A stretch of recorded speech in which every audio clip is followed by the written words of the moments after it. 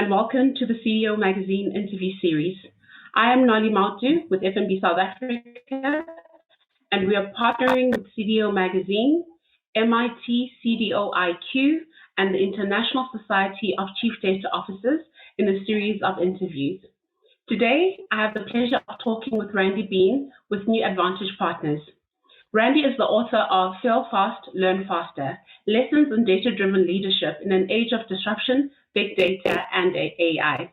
Welcome, Randy. Nice to be here. Thank you, Nollie. So, Randy, in what way is becoming data-driven a journey? Yeah, becoming data-driven is a process, and too many organizations believe it's a destination where all of a sudden one day you say, hey, we become data-driven, you declare victory, you put up the flag and you sit back and say, what do we need to do next? It's really never that case. The volumes of data continue to proliferate, as mentioned. Computing power changes. Organizations are driving more and more to self-service. We're still on the road of digital transformation. So organizations need to look at data and not even the rise of unstructured data. More and more organizations are starting to look at unstructured data. So we're just very early in that process.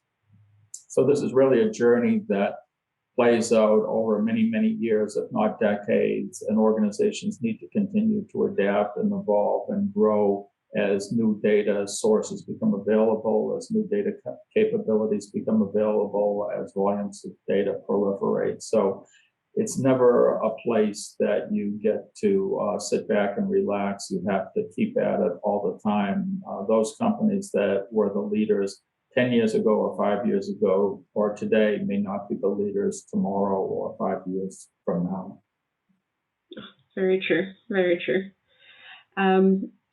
Randy, why is ethical data use an absolute necessity for every company? Yeah, I think it's something that organizations have failed to be as cognizant of as they need to. I have this quote from the book that was taken from from the Wall Street Journal in 2018. It could be as relevant today as it was then. The quote reads as follows: "Big data is the big bad of our moment. Companies and governments amass enormous troves of information about our online and offline activities so they can understand them better than we do. Creepy firms like Cambridge Analytica mine big data from websites such as Facebook. Facebook itself seems increasingly creepy, grounded in lying to the public about what happens to the data it collects." So this is an issue that we face as an industry. In this year's survey, we asked two questions. One is we asked about companies and whether they had developed a set of data ethics policies and standards that they were adhering to, and less than roughly 40% said that their companies had, and roughly 60% said that their organizations really hadn't developed meaningful policies and practices that were being uniformly followed. And we also asked about the state of data responsibility in the industry, and roughly 80% of the executives said that the industry could be doing more in terms of data ethics and data responsibility. So this is a topic that I could talk about for hours on end. But the point is that when we ask individuals, clients, consumers to share their information with us, we have an obligation to handle that in a very responsible fashion. We need to make clear to our consumers and customers how we're going to be using their data. That's just the beginning of the process. But organizations need to devote more time and more energy to thinking about data and the obligations of data responsibility and all its manifestations. Thank you, Randy, for that. I think in South Africa, we've got the Protection of Personal Information Act, of which that's what actually governs us, especially from a ethical data perspective. So I think that is a good thing because, as you're saying, this is a broad topic and you would want people to actually act within certain rules, regulations, and guidelines instead of going off and doing their own thing. With that being said, Randy, how have things changed or not changed during your time in the industry?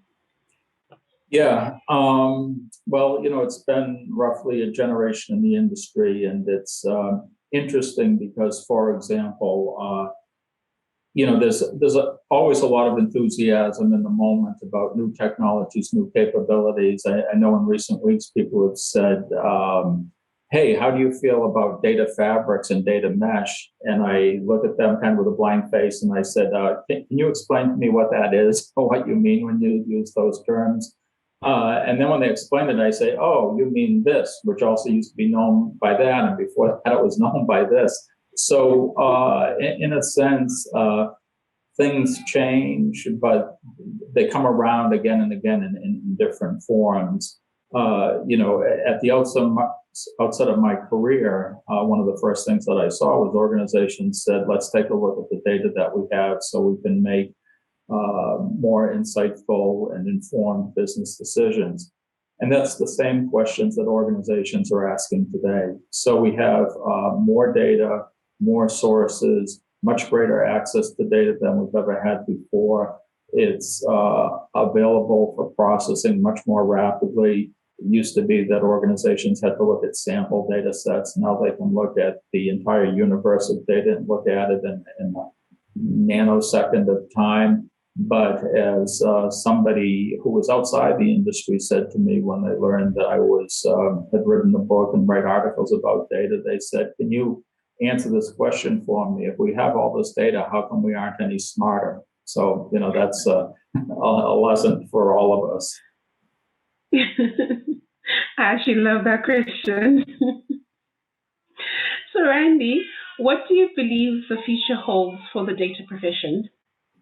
Yeah, I think that there's a tremendous opportunity. If I would, one of the things that I'd like to convey to everyone is that if you're in school, if you're at the start of your career, even if you're at mid-career or late career, data is really going to be key to the future because of the volumes of data, the sources of data, and the increasing importance in all aspects of society for us to look at data and use data to make more informed decisions. So I think that there's a great future for the data professional. I would add, though, that I think it's also important for people to study the humanities, English, history, philosophy, etc., so they get a balanced perspective. As somebody once said to me recently, they said, "Yeah, critical thinking and the value that comes from critical thinking is going to become increasingly important because if you're just purely a technologist, you may be replaced by an algorithm in time." So, true. Thank you, Randy. And last but not least, what do you hope readers will take away from reading your book? Yeah, I hope they gain perspective. Even though I've been in the data profession my entire career, when I was a student, I studied English and history. And so one of the things that I think that gave me was a perspective on how events unfold over time. And what I hope readers take away from the book is it's written as a perspective. So you can step back, see that people have been at this for a long period of time, that it's a journey, that it's a process, that there's not easy solutions, that there's organizations that have tried things and sometimes they failed many times, but ultimately they've learned from that experience, have gotten better, and are now on a path to success. Other organizations continue to repeat the mistakes of the past. It's a lot like history and in the world. Do you learn from what's happened in past generations? Or do you repeat those mistakes again and again? So we have the opportunity to use data to break through, to get to places, be it scientific breakthroughs or breakthroughs in society, so that we can be, I don't want to put in these terms, but we can be a better world where we're more informed, there's a sound basis for decisions, and that we gain some aspect of enlightenment in our business activities and across society. Thank you very much, Randy. I believe that this is a book that every organization and more importantly, data leader should actually get. I myself will be purchasing it, and I think also for my team, I think we will all thoroughly benefit from that. With that being said, Randy, thank you for joining me today. And for our audience, please visit the CDO Magazine website, which is cdomagazine.tech, for additional interviews. Thank you very much, Randy. Yeah, thank you, Nollie, and thank you, CDO Magazine. I very much enjoyed this. My pleasure.